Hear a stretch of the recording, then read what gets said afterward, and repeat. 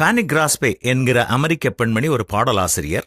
100 ஆண்டுகளுக்கு முன்பாக வாழ்ந்த இவர்களிடம் 9,000க்கும் மேற்பட்ட கிறிஸ்தவ பாடல்கள் இருந்தது. இவர்கள் சுவிசேஷ பாடலாசிரியர்களின் ராணி என்று அழைக்கப்படுகிறார்கள். இன்றைக்கும் ஃபேனி எழுதின பாடல்கள் உலகெங்கிலும் பாடப்படுகிறது. ஃபேனியோட பாடல்கள் மட்டுமல்ல, இவர்கள் மக்களுக்காக செய்த பணிகளும் இன்றளவும் பேசப்படுகிறது.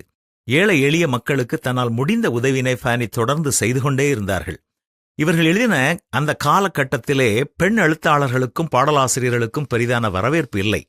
அதனால ஃபேனியோட வருமானம் ரொம்ப குறைவாகத்தான் இருந்தது. ஆனாலும் அவர்களுக்கு வந்த கொஞ்சத்தையும் அதை நிறைவாக தேவை உள்ளவர்களுக்கு உடனே பகிர்ந்து கொடுத்தார்கள். இப்படிப்பட்ட ஃபேனி பிறந்த 6 வாரங்களிலேயே தன்னுடைய பார்வையை இழந்தார்கள்.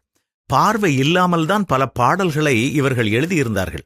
ஒரு நாளும் ஃபேனி தன்னுடைய குறையை எண்ணி வருத்தப்பட்டதே இல்லை.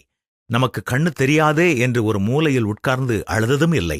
இன்னும் சொல்லப்போனால் ஃபேனியை பார்த்து பரிதாபப்படுகிறவர்களை பார்த்து ஃபேனி சொல்கிற பதில் இதுதான்: நான் மரித்த அப்புறம் முதலாக பார்க்க போற முகம் என்னுடைய கடவுளுடைய முகமாக இருக்கப் போகிறது என்று நினைத்து எனக்கு சந்தோஷமாக இருக்கிறது. அது மட்டுமில்லை, ஒருவேளை எனக்கு இப்போது பார்வை கிடைக்கிறதாக இருந்தாலும் நான் வேண்டாம் என்றுதான் சொல்லுவேன். ஏனென்றால் பார்வை இருந்திருந்தால் இந்த உலகத்தின் காரியங்களை பார்த்து கொண்டு ஒன்றுமே செய்ய முடியாமல் இருந்திருப்பேனோ என்ற எண்ணம் எனக்கு இருக்கிறது. ஆனால் இப்போது பார்வை இல்லாதனாலே என்னால எவ்வளவு பாடல்களை எழுத முடிந்தது என்று சொல்லியிருக்கிறாள். ஃபேனியைப் போல நாமும் நம்முடைய குறைகளை எண்ணி வருத்தப்படாமல் நம்முடைய வாழ்க்கையை சந்தோஷமாக எதிர்கொள்வோமா? தேவ வார்த்தை என்ன சொல்கிறது பார்த்தீர்களா? என்னை பலப்படுத்துகிற கிறிஸ்துவனாலே எல்லாவற்றையும் செய்ய எனக்கு பலன் உண்டு.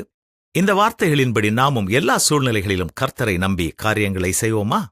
நம்முடைய குறைகளையும் கஷ்டத்தையும் யோசித்துக் கொண்டே கவலைப்பட்டுக் கொண்டே நம்முடைய நாட்களை வீணடிக்காமல் பார்த்துக் கொள்வோமா?